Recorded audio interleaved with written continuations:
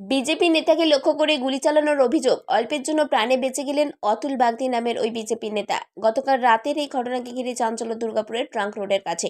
অভিযোগের আঙুল তৃণমূল আশ্রিত দুষ্কৃতীদের দিকে। ভিত্তিহীন অভিযোগ তৃণমূল নেতৃত্বের। অতুল বাগদি বিজেপির 1 নম্বর মণ্ডলের ভাইস প্রেসিডেন্ট। ঘটনার সূত্রপাত রাত্রি 2:20 নাগাদ। অভিযোগ, ভোলা পাসওয়ান নামের ওই তৃণমূল কর্মী প্রথমে এলো পাথারি গাড়ি চালাতে শুরু করে।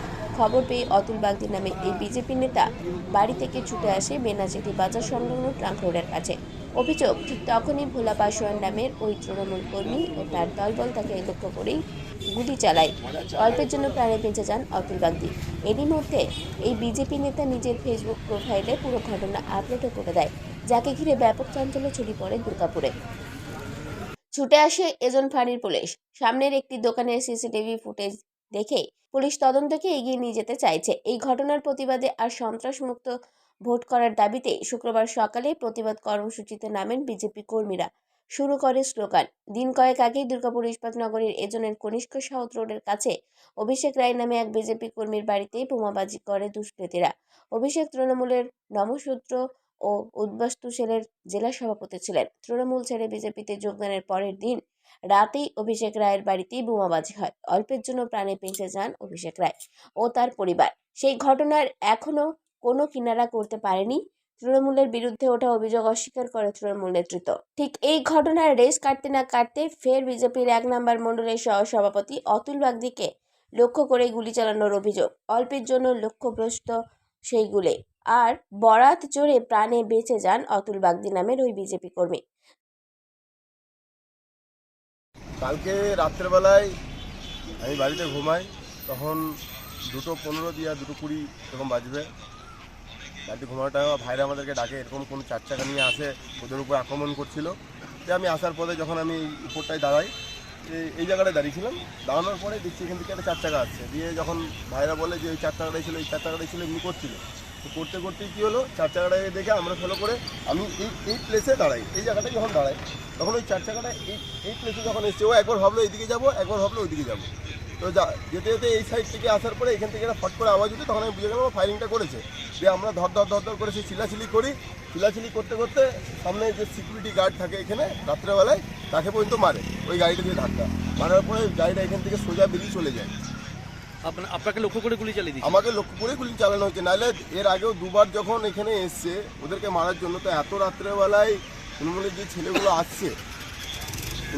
ছেলেগুলো আসছে কালকে আমাদের জানে যে আজকে মোদিজির প্রোগ্রাম আছে বর্ধমানে, সেই প্রোগ্রাম থেকে যেন চেষ্টা করা যেতে পারে, সেই প্রোগ্রামটা লক্ষ্য করে যেন প্রোগ্রামটা না হয়, আমরা এখান থেকে না যেতে পারি, তার জন্য একটা প্ল্যানিং চলছিল, কিন্তু সেই প্ল্যানিংটা সফল করতে পারিনি কালকে।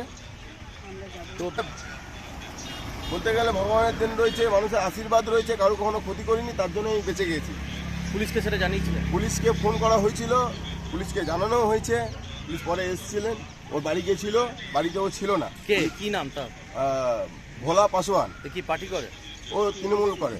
আচ্ছা, নিয়ে তারপরে পুলিশ কি বলছে? পুলিশ বললো যে ও বাড়িতে নাই, আমরা দেখছি। পুলিশ দুবার ওর বাড়িতে যায়, বাড়িতে ও পাইনি।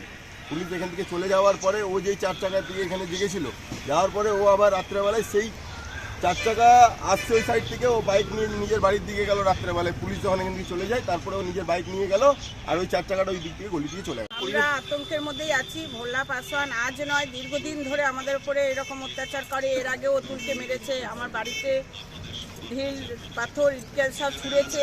এখানে পোস্টার ব্যানার লাগাচ্ছি দিলীপ দার আসবে র্যালিতে, তাতেও টোন টিটকারি সবসময় আমাদের পেছনে পড়েই থাকে। আমরা কোথায় প্রচারে যাচ্ছি, কোন প্রোগ্রামে যাচ্ছি, ফটো তুলে সেগুলো ভাইরাল করে। অত্যাচার ও দীর্ঘদিন ধরে চলেই যাচ্ছে। আমরা তার একটা সুরাহা চাই। পুলিশ কিছু করছে না? পুলিশ কিছু করছে না। পুলিশ ও ঘরে আছে কি না ফোন করে জানছে, ও যদি ঘরে থাকছে বাইরে যাচ্ছে, ঘরে গেলে ঘরে থাকলে ঘরে গিয়ে ধরছে না ওকে। আজ নতুন নয়, দীর্ঘদিন ধরেও আমাদের পেছনে পড়েই যাচ্ছে, একের পর এক অত্যাচার করেই যাচ্ছে। তৃণমূল করে না ক্রাশ করে রেখেছে জায়গা? হ্যাঁ। যদিও ভিত্তিহীন অভিযোগ, পাল্টা দাবি তৃণমূল নেতৃত্বের। গোটা ঘটনাকে ঘিরে টানটান উত্তেজনা দুর্গাপুরের বেনাচিটি বাজার সংলগ্ন ট্রাঙ্ক রোডের কাছে। দেখুন, এইরকম কোনো অভিযোগ আমি অন্তত শুনিনি বা আমার কানে আসেনি, আপনাদের কাছেই শুনলাম। আর যেটা এই বিজেপির বিভিন্নজন বলছে, আপনারা জানেন কয়েকদিন আগেও এই ধরনের একটা বোমাবাজির হঠাৎ করে ঘটনা ঘটেছিল এবং তৃণমূলকে অভিযুক্ত করা হচ্ছিল।